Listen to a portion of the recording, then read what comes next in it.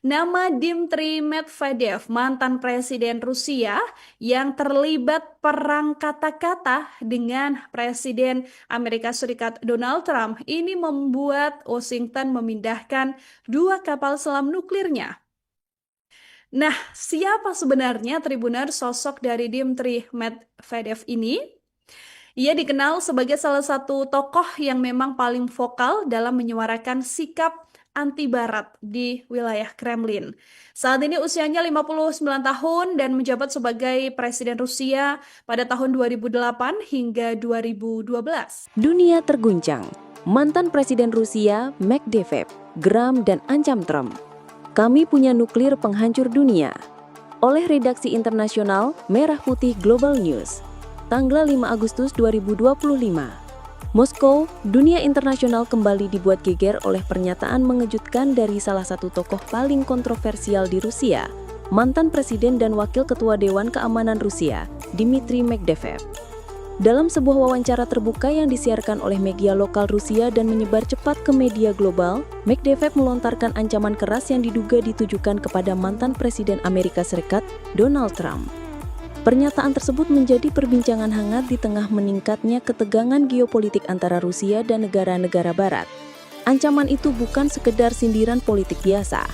Medvedev, yang dikenal sebagai tangan kanan Vladimir Putin selama bertahun-tahun, menyebutkan secara terang-terangan bahwa Rusia memiliki kekuatan nuklir yang bisa menghancurkan dunia jika diprovokasi lebih jauh. Latar belakang, gelombang baru perang ucapan Rusia-AS.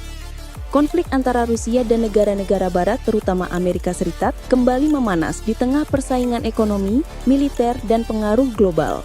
Meski Perang Dingin telah lama berakhir, dinamika kekuatan dunia belum pernah benar-benar tenang. Dalam beberapa bulan terakhir, muncul berbagai laporan yang menyebut bahwa Trump, yang kembali mencalonkan diri dalam pemilu Presiden AS 2024 dan kini kembali aktif di panggung politik, menyampaikan pernyataan-pernyataan pedas mengenai Rusia. Ia menuding bahwa Rusia bermain api dan menyebut Medvedev sebagai boneka lama Putin yang tak relevan. Tidak tinggal diam, Medvedev membalas dengan nada tinggi yang langsung menggemparkan dunia. Pernyataan mengejutkan Medvedev.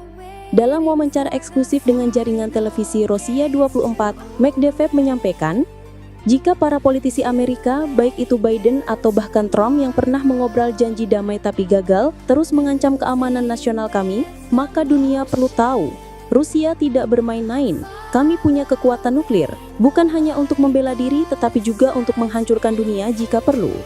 Lalu dia menambahkan kalimat yang membuat para analis pertahanan global terdiam. Donald Trump sebaiknya berhati-hati dalam bermain kata. Jika dia pikir Rusia takut dengan ancaman ekonomi atau sanksi baru, dia keliru besar. Kami adalah negara dengan senjata pemusnah massal yang bisa menghapus benua dari peta dalam hitungan menit. Reaksi global. Getaran di meja Dewan Keamanan PBB. Pernyataan tersebut dengan cepat menjadi topik hangat di berbagai forum internasional. Dewan Keamanan PBB langsung mengadakan sidang darurat untuk membahas retorika nuklir Rusia. Sekjen PBB Antonio Guterres menyampaikan keprihatinan mendalam. Ancaman penggunaan senjata nuklir dalam bentuk apapun sangat bertentangan dengan piagam PBB dan nilai-nilai perdamaian dunia. Semua pihak harus menahan diri.